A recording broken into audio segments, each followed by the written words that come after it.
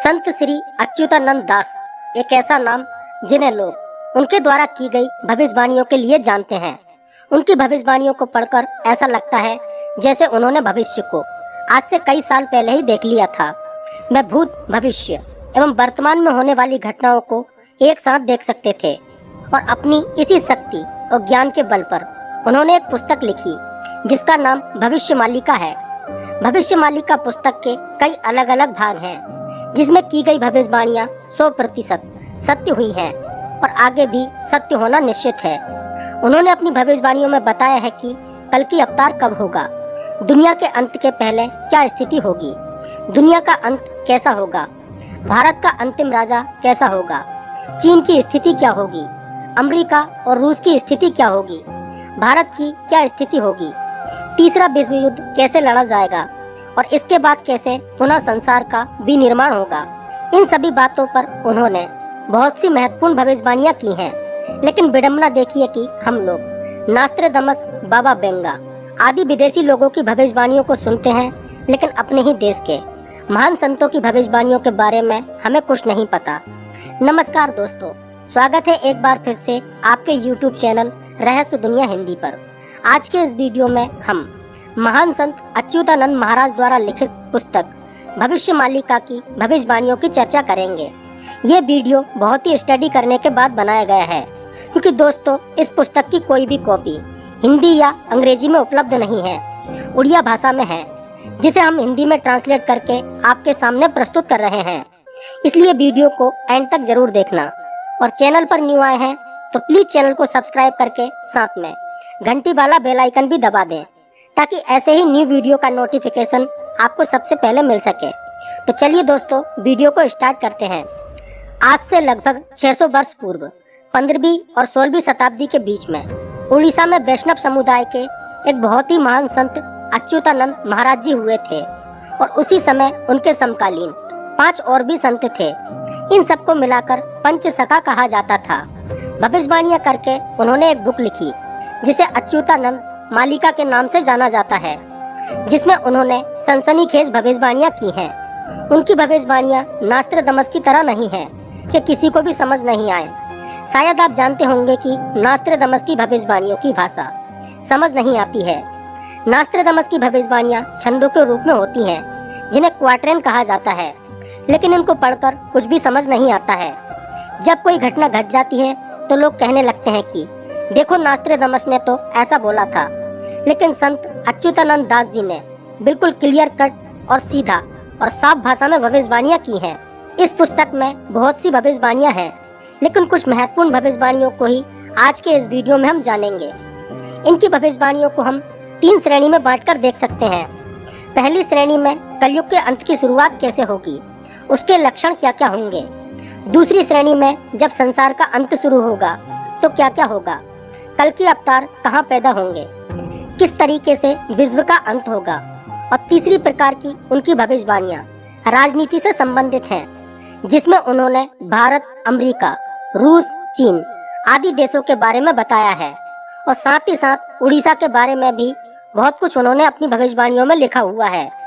और उन्होंने बताया है कि भारत का अंतिम राजा कौन होगा और कैसा होगा। सबसे पहले बात करते हैं पहली श्रेणी की। वो भविष्य मालिका में लिखते हैं कि सूर्य अपनी परोपकारिता छोड़ देगा, अर्थात सूर्य जिसे पृथ्वी पर जीवन देने वाला माना जाता है, वह जीवन लेने वाला बन जाएगा। जैसा कि हम आजकल देख भी रहे हैं कि कई लोग सूर्य से निकलने वाली परावैंगनी किरणों के कारण स्किन कैंसर जैसी आदि बीमारियों से पीड़ित हो रहे हैं और इसमें से कई लोगों की जान भी जा रही है।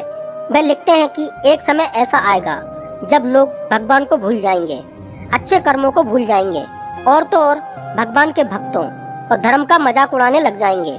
भगवान के भक्तों को कुछ लोग परेशान करना भी स्टार्ट कर देंगे और धीरे धीरे ईश्वर के भक्तों और ईश्वर को मानने वालों की संख्या बहुत ही कम रह जाएगी। संस्कार पूरी तरह से खत्म हो जाएंगे। साथ ही बड़ों और शिक्षकों का कोई भी आदर नहीं करेगा। अज्ञानी एवं धूर्त लोग अपनी भाषा कौशल, धूर्तता, मार्केटिंग एवं प्रोपेगेंडा करके धार्मिक गुरु बन जाएंगे और आम लोगों को बरगलाने का काम करेंगे, उनको पथ भ्रष्ट करने का काम करेंगे। महिला और पुरुष दोनों ही बिना किसी शर्म के व्यभिचार और अश्लीलता में लिप्त हो जाएंगे पुरुष का प्रेम संबंध पुरुषों के साथ एवं महिलाओं का प्रेम संबंध महिलाओं के साथ बनने लगेगा। और इस प्रकार के अप्राकृतिक प्रेम संबंधों को हमारा यह समाज मान्यता भी दे देगा। और सोचने वाली बात यह है कि जिस समय यह भविष्यवाणियां की गई थी उस समय भारत में भक्ति काल का दौर चल रहा था और कोई भी इस प्रकार की बातें सोच भी नहीं सकता था। लेकिन आज के दौर में ये बातें बिल्कुल सच होती दिख रही हैं। बहुत कम उम्र में ही बच्चे अश्लीलता को अपनाने लगेंगे और मैथुन क्रिया के प्रति आसक्ति बच्चों में बहुत छोटी उम्र से ही होने लग जाएगी। उन्होंने अपनी भविष्यवाणियों में बताया है कि बहुत कम उम्र में ही बिना शादी के बच्चे भी पैदा होने लगेंगे। इसको आज के जमाने में लिव इन रिलेशनशिप के रूप में सच होता हुआ देख सकते हैं। हवाएं लोगों को बहुत ज्यादा परेशान करेंगी। शायद वे आंधी तूफान की बात कर रहे थे। विचित्र प्रकार की बीमारियां एक के बाद एक इस दुनिया में आना शुरू हो जाएंगी और ये बीमारियां ऐसी होंगी जिन पर दवा काम करेगी और न दुआ काम करेगी। इसलिए ऐसी बीमारियों की वजह से लाखों करोड़ों लोग काल के गाल में समा जाएंगे। गांवों में, कस्बों में एवं शहरों में जंगली जानवर, सांप, बिच्छुओं का हमला होगा। और आप न्यूज में देख भी सकते हैं कि कई जानवरों और सांपों के शहर में घुसने की खबर आती रहती है। जगन्नाथपुरी को जोड़ने वाले एक राष्ट्रीय राजमार्ग का निर्माण होगा, जबकि दोस्तों आज से 600 साल पहले नेशनल हाईवे का कोई कॉन्सेप्ट नहीं था। उड़ीसा का अंतिम राजा एक बालक वृद्ध होगा, अर्थात ऐसा व्यक्ति जिसकी उम्र तो ज्यादा होगी लेकिन बालक बुद्धि होगा। पुरी के अंतिम राजा गजपति महाराज होंगे और अभी भी पुरी के राजा गजपति महाराज ही हैं। जगन्नाथपुरी मंदिर के ऊपर से पत्थर नीचे की ओर गिरने लगेंगे। मंदिर का ध्वज कई बार नीचे गिरेगा और मंदिर के अंदर खून दिखेगा। मंदिर में त्रिदेव अर्थात जहां मंदिर में 3 देवता स्थापित हैं, उसके ऊपर जो वस्त्र लगा है उसमें आग लग जाएगी। मंदिर के प्रशासन में कई प्रकार की कमियां सामने आएंगी और इस प्रकार की घटनाएं कई बार जगन्नाथपुरी मंदिर में हो चुकी हैं। पत्थर नहीं गिरा लेकिन ध्वज कई बार गिर चुका है और भी कई कमियां निकली हैं। जब प्रलय आएगा तो जल स्तर इतना बढ़ जाएगा कि जगन्नाथपुरी की 22वीं सीढ़ी तक पानी भर जाएगा और जगन्नाथपुरी से भगवान को एक स्थान से दूसरे स्थान पर स्थापित किया जाएगा। अंत के पहले महंगाई अपने चरम पर होगी। खाने पीने की वस्तुएं दुर्लभ हो जाएंगी। खाने पीने की वस्तुओं के लिए लोग सड़कों पर दंगा करेंगे। रोज नई नई बीमारियां आएंगी और प्राकृतिक आपदाओं का अंबार लग जाएगा। सरकार जनता पर नए प्रकार के टैक्स लगाएगी, जिसके कारण जनता में आक्रोश पनपेगा। इन परिस्थितियों से लोग सड़कों पर उतरने को मजबूर होंगे। अफरा तफरी, लूटपाट, अव्यवस्था और पूरे समाज में अराजकता फैल जाएगी। उन्होंने कल्कि अवतार के बारे में बहुत ही स्पष्ट शब्दों में लिखा है कि कल्कि अवतार कहाँ पैदा होंगे, उनका नाम क्या होगा, वो किस प्रकार अपने भक्तों के साथ जुड़ेंगे, किस तरीके से एक बड़ा युद्ध होगा, उनके माता पिता का नाम क्या होगा। बहुत सारे चिरंजीवी जैसे हनुमान जी, कृपाचार्य, अश्वत्थामा आदि इस युद्ध में हिस्सा लेंगे। कैसे हर गांव, कस्बे और शहर में बहुत कम लोग बचेंगे। इस दुनिया में जब तबाही आएगी तो क्या क्या होगा, क्या हालात होंगे। अमेरिका, चाइना, रसिया, इंडिया की स्थिति क्या रहेगी। भारत का अंतिम राजा कौन होगा और कैसा होगा। क्राइम, झूठ, फरेब ये सभी चीजें आजीविका के साधन बन जाएंगे और जो लोग ज्यादा बेईमान हैं वही सेठ कहलाएंगे। जब प्रलय आएगा तो आसमान में एक नहीं 2 सूर्य दिखेंगे। रात की धुंध में भी युद्ध की धुंध बजेगी। फिर 7 दिनों तक सूर्य नहीं निकलेगा। पृथ्वी बहुत भयंकर तरीके से हिलेगी और इसमें गांव, कस्बा, शहर सभी तबाह हो जाएंगे। विश्व की जनसंख्या बहुत कम रह जाएगी। एक गांव में मुश्किल से 2-4 लोग ही जिंदा रहेंगे। समुद्र आगे की ओर बढ़ जाएगा। एक बहुत बड़ी सुनामी जैसी घटना होगी और समुद्र किनारे बसे दुनिया के कई शहर समुद्र में समा जाएंगे। उड़ीसा के 6 जिले डूब जाएंगे। भगवान जगन्नाथ एवं उनका परिवार दूसरी जगह पर जाकर बस जाएगा। उस स्थान का नाम छातिया बट होगा। 2023 में उड़ीसा में बड़ा जल प्रलय आएगा। राजनीतिक भविष्यवाणियों में उन्होंने कहा है कि भारत पर चीन एवं मुसलमान मिलकर आक्रमण करेंगे, जबकि इस भविष्यवाणी के समय पाकिस्तान नहीं था।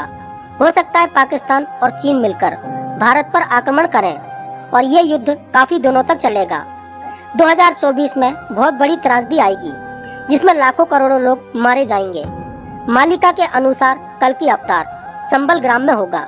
संबल उड़ीसा में भी है और उत्तर प्रदेश में भी है और भारत के कई गांवों का नाम संबल है, लेकिन उनका इशारा शायद उड़ीसा के संबल की ओर है। भगवान कल्कि पब्लिसिटी से दूर रहेंगे और जंगल या दूर दराज के क्षेत्रों में अपने अनुयायियों से एंगेज करेंगे। उनके अधिकांश समर्थक भी अपने आप को पब्लिसिटी से दूर रखेंगे और अंडरग्राउंड रहेंगे और समय आने पर वह भगवान कल्कि की तरफ से खड़े रहेंगे। मालिका के अनुसार जितने भी चिरंजीवी हैं, जैसे हनुमान जी, कृपाचार्य, अश्वत्थामा आदि भगवान कल्कि का युद्ध में साथ देंगे। श्री शिशु अनंत मल्लिका के अनुसार भगवान कल्कि के 74,000 डेवोटीज एक जगह पर जन्म लेंगे और ये सब महाभारत के समय के लोग होंगे जो पुनः धरती पर वापस जन्म लेंगे और भगवान कल्कि के साथ मिलकर युद्ध लड़ेंगे। इसके साथ ही 64 धार्मिक गुरु और 8 सैन्य अधिकारी भी जन्म लेंगे, लेकिन ये सभी वैष्णव संप्रदाय के नहीं होंगे बल्कि गृहस्थ होंगे। विष्णु यश एवं जसोमंती कल्कि भगवान के माता पिता होंगे। इन दोनों के संयोग से चक्रपाणी अर्थात कल्कि भगवान जन्म लेंगे। इस पुस्तक में कल्कि भगवान का नाम चक्रपाणी बताया गया है। दूसरी पुस्तक अच्युतानंद शून्य संहिता के 4th अध्याय में लिखा है कि कलयुग के अंत में जब मानव मूल्यों का ह्रास हो जाएगा, तब भगवान जगन्नाथ ही कल्कि के रूप में संबल नामक स्थान पर जन्म लेंगे। एक अन्य स्थान पर गया का जिक्र भी आता है, जो कि बिहार में पड़ता है। इसे भगवान विष्णु का स्थान माना जाता है और विष्णु शर्मा उनके पिता का नाम होगा।